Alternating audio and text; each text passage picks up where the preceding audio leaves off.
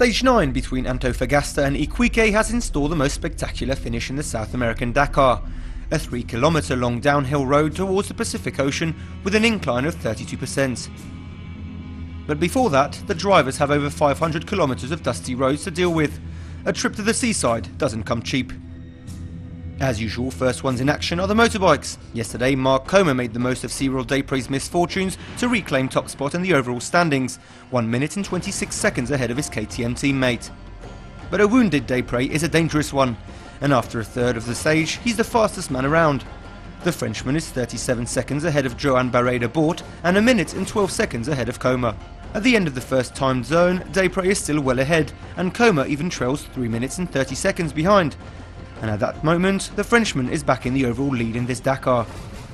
Meanwhile, Joan Barreda-Bort remains in the top 3, just under 5 minutes adrift of the KTM riders.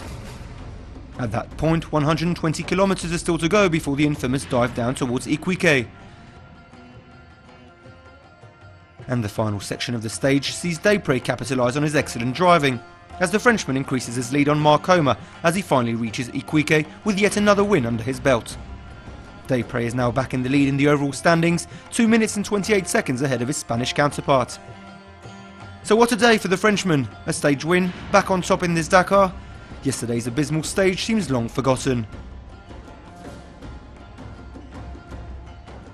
In the car category, the bout continues at the top of the standings between the Minis and the Hummers. After 1/3 of the stage, the Americans have the upper hand, with Robby Gordon and Nasser Al-Attiyah dominating the Minis on the road.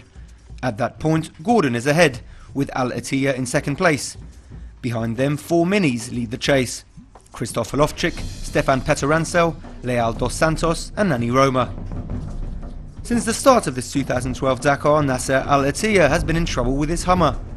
Several times in the last few days, the Qatari has been forced to stop due to mechanical failures, but always managed to get it going again. Not today, however. Betrayed by a broken alternator belt, Al-Attiyah is forced to retire and bids farewell to this year's Dakar after only 174 kilometres. Fortunately, all is not lost for the Hummers. Robby Gordon retains the lead as he cruises past checkpoint number 8 ahead of the pack, with the Minis still leading the chase. But the American isn't impressed and increases the gap with Peter Hansel to finally clinch the stage win for Hummer. He completes the stage in 6 hours, 25 minutes and 21 seconds, while Peter Hansel arrives in Iquique a minute and 38 seconds later. In the overall standings, the Frenchman retains the lead, with Gordon still in second place.